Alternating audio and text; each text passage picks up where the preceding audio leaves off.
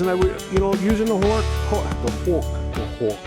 using the hawk gives me an opportunity to get the compound on the full blade, right? There are going to be times when we don't want the compound on a full blade, when we're only going to want it on half the blade, left or right. But for this particular application, we want to fill it. We want to cover this seam. I'm going to show you in a second another trick that we always picked up when I was teaching my apprentices.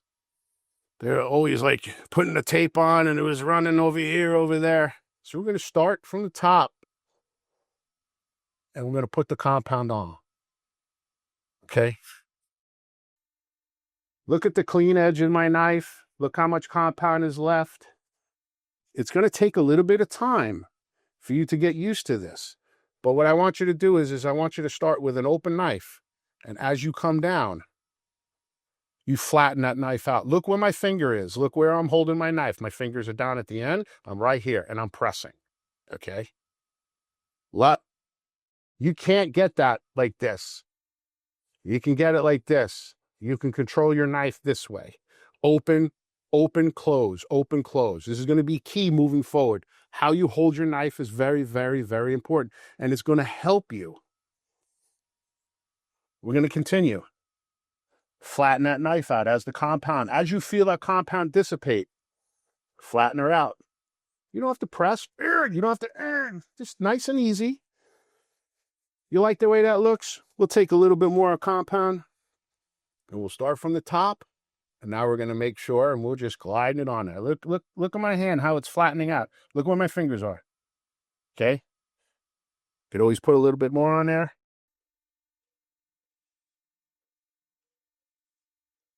Now I'll get a lot of people that will just be like, all right, well, now I can't see the seam anymore. Like, what am I going to do? Here's a trick. Trick of the day. Hopefully, take your knife. Put it in the seam. You see that my knife is in the seam? Go down the seam. Very, very lightly. Now you see the seam. Biggest mistake. Most common mistake. Anywhere on the taping jobs. First timers, even professionals do it every once in a while. You don't get enough compound behind the tape. That creates a blister, what we call a blister, okay? By doing this, we're not removing any of the compound, but we're identifying where the seam is. So you know now when you lay in your tape where you want that seam. I want you to make sure you get a nice fresh cut edge. Again, front and back to the tape, right? Crease side goes to the wall. Always, always, always, always, always. I can tell you this much. Let's just show you a quick demonstration. Crease side down. Ken, what happens if I don't? What happens if I make a mistake and I put it on backwards? What'll happen is when this tape starts to shrink, because the natural projection of this crease, it's going to want to pop out. And that's going to create a problem on your seams. You don't want that to pop out. You want that to shrink in to the seam. Shrink into the seam. That's key. Let's go back. We get our fresh tape. How you hold your knife. We know where our seam is. I'm going to put our tape up there. I don't like that cut, look, but we're going to go with it. I like it nice and square, but we're going to go with it because it's going to get covered. And we go right down the center of that seam, come right to the center of this seam, and we cut it. Okay? I know I made it look easy, but I've been doing it for 100 years. So, remember in the beginning I said the hawk sometimes helps us, right? Another hand guides us. What I like to do with my hawk is I put that right on the top of that tape, take my 6-inch knife, and I wipe. Okay? I'm not pushing that hard. I'm pulling the compound. Oh, did you see that? That's a big wallop. That's a big wallop there. That's a big All right, again, it's water-based. Clean it up. Don't step on it, because now you're going to track it all over your house. It's going to be everywhere. It's going to be in your car. It's going to be everywhere. Clean it up right away.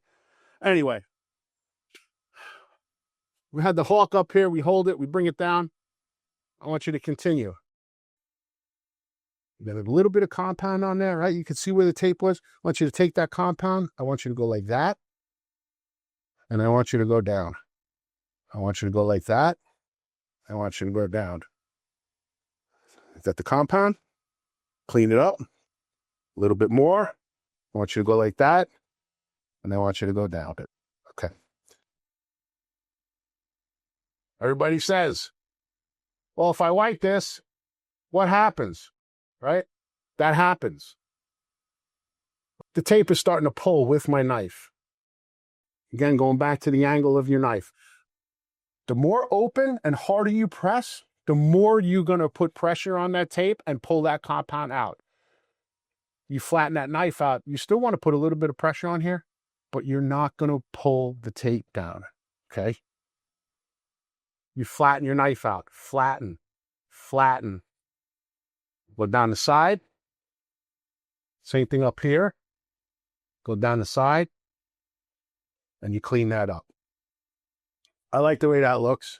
We'll show you a little bit of a technique later on, but for right now, I like that. Holding your knife, I'm going to keep saying this until everybody gets it. Holding your knife, the angles are going to make a big, big difference, okay? Let's move on to the seam. Remember now, cross butts first, then our seams. Why do we want to do our seams next? Because we want the edges of the tape to get buried by the corner. Okay, we don't want to put the edge of the tape on top of the corner. You'll never get that flat. We're going to leave this cross butt out for right now. We're going to just go concentrate in this area. So, okay, so we left off with the cross butt, right? We got the cross butt. It's in there. Nice. We stopped here. Listen, you don't have to stop exactly there. If you stop there, it's okay. If you stop there, it's okay. I just want you to be inside this bevel. I want you to be in there, okay? Okay, so don't be like, oh my God, I didn't cut it right exactly on the seam, this, that, and the other thing. You're fine. Just be inside that bevel. So you got a little bit of room for error there, right? Just be in there. So now what we're going to do is we're going to take this bucket, we're going to put it up there because I don't feel like bending. How's that? That's the only reason. Simplify. Make it simple, right? Simplify the process. And I got to bend all the way down there when I can just go right there. Okay.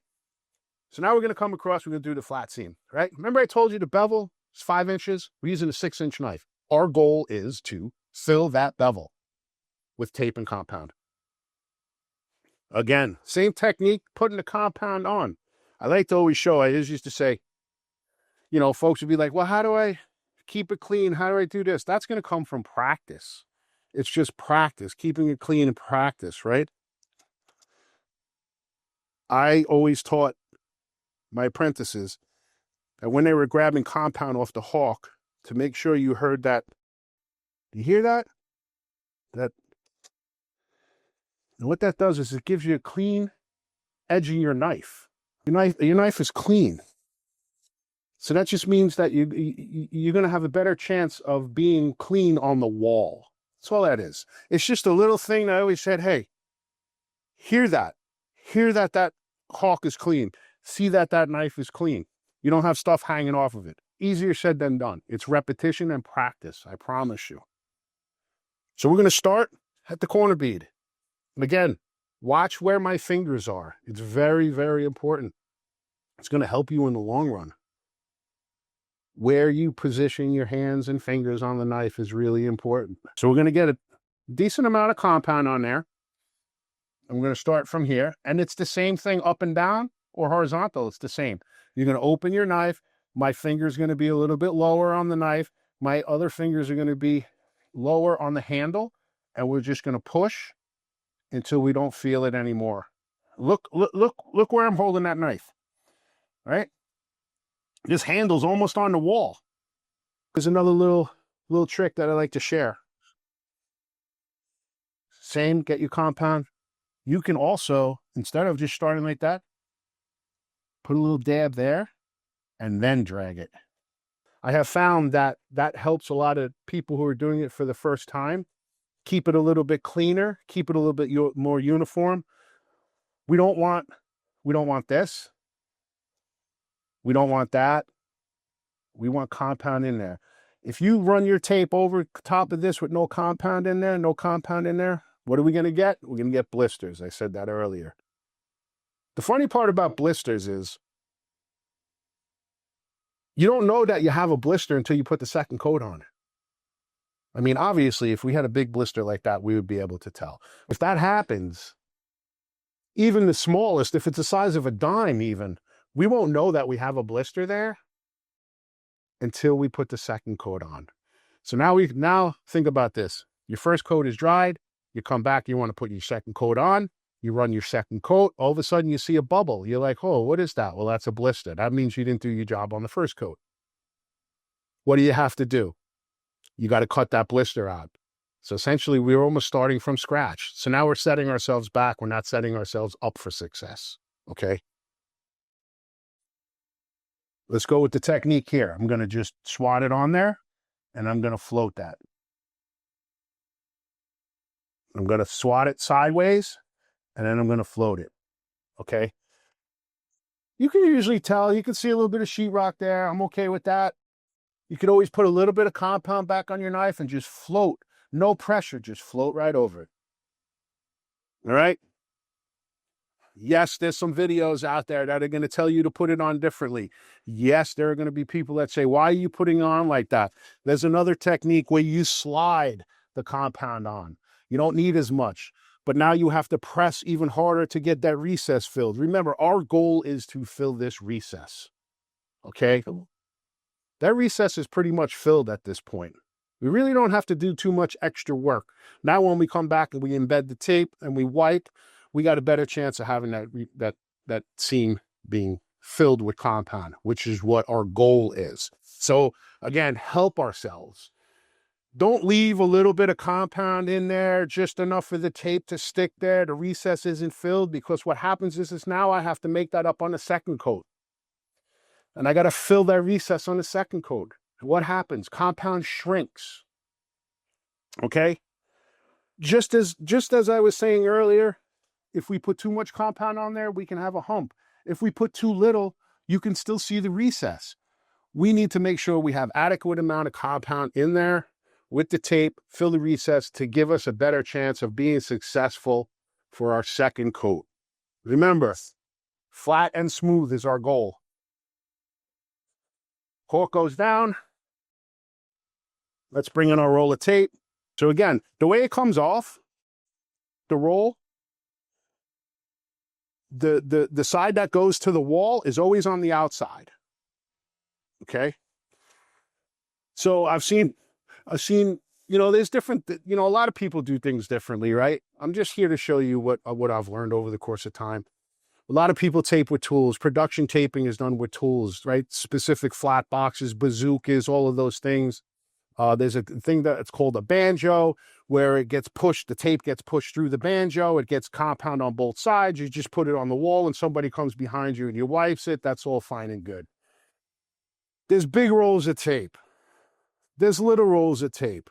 My recommendation is this is a 250-foot roll of tape. Perfect for your hand. Easy to control with your hand. If you get those big rolls of tape, it's very, very difficult to hold with your hand. Those are really made for production taping. You don't need it. Just get the smaller roll. You're going to thank yourself later when your hand is not killing you, right? Again, tape, front and back, crease to the wall. Remember I showed you on this cross butt how we identify where the seam is? Same idea for here. People lift this and go, oh my goodness, I can't see where I'm supposed to put the tape. You go to the edge, you take your knife, slide it right through.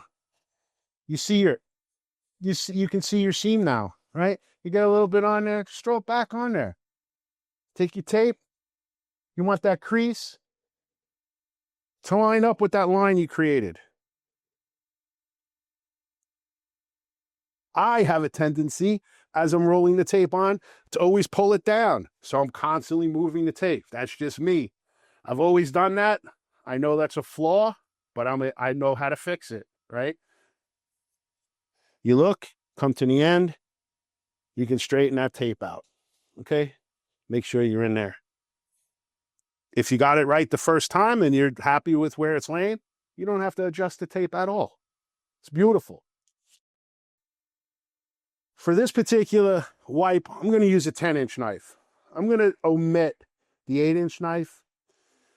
If you're going to continue to do drywall repairs, taping in your house, absolutely pick up an 8-inch knife. It can help. You can use it instead of the 10-inch.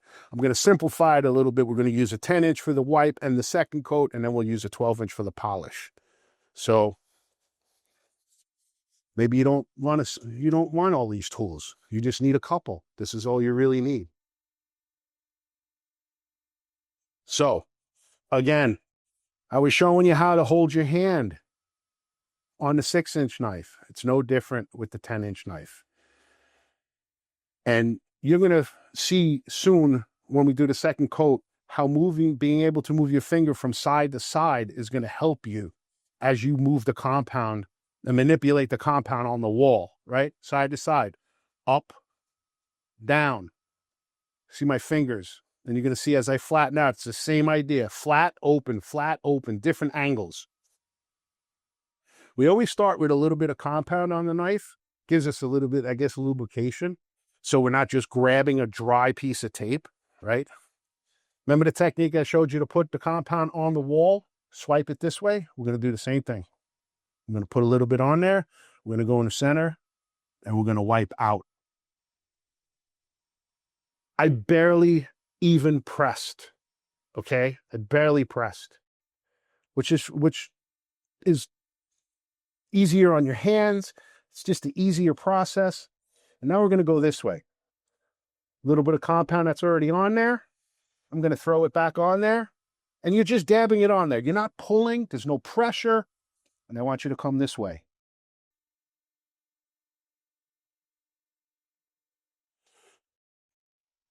Okay? I want you to see that effortlessly, because we put the compound on in the beginning with the 6-inch knife to cover this recess, how effortlessly it was to wipe out that compound and create a nice, solid, what's the word? I don't even know. We filled the recess, okay? This is our goal. You could see it where we filled it, okay? Again, you won't see that on the crossbutt because it doesn't have the recess in there, but you will see it on the flat joints, which again, it's factory made that way to accept this tape and compound in there. Now, what I was explaining to you earlier, if you don't fill this recess in and you get that and there's not enough compound in there, is it the end of the line? No. Can you fix it? Yes. You can fix everything, okay?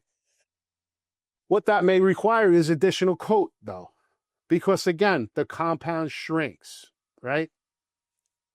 Even as heavy as the compound is on the second coat, when you try and fill this recess in, now you're filling that in. Why not fill it ahead of time to give you a better chance of success for your second coat, right?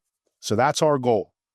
Again, compound on the knife, little bit, no pressure, hold my knife low, and really, if you're flipping eggs, it's like, just throw it on there. Give yourself a little bit of a lubricant on there to glide across and fill that recess.